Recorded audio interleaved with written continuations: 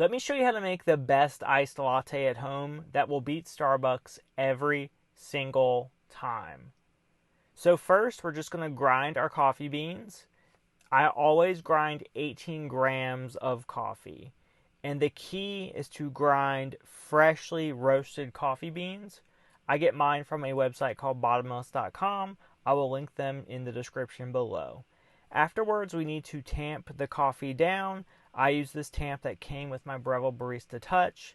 And as you can see, I have this little funnel on top of my portafilter. It's nifty because it prevents the coffee from overflowing. It's a must buy. I'll also link to that as well. That's what it looks like after you're done tamping it.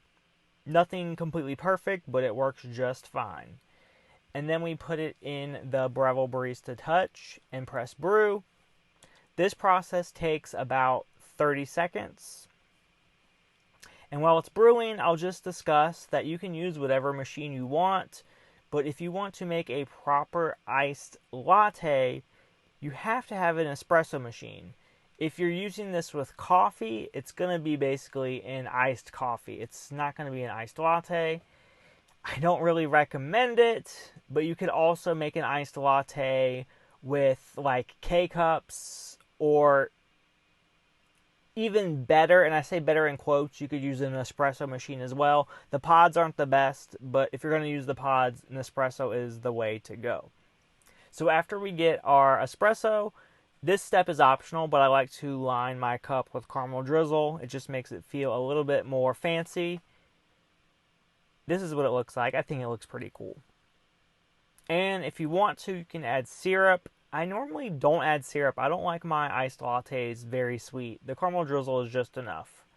And to elevate my iced latte, I have to use nugget ice.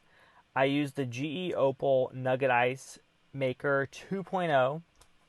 And I load it up with ice. It is the best. I will also link to that in the description below as well. So we can add our espresso and then add our milk on top of it. Some people like to do the milk first. Do whatever you like. Since you're making it, you can make it the best way that you prefer it. And there is your iced latte. It's 10 out of 10. You'll love it because you know exactly how you like your coffee.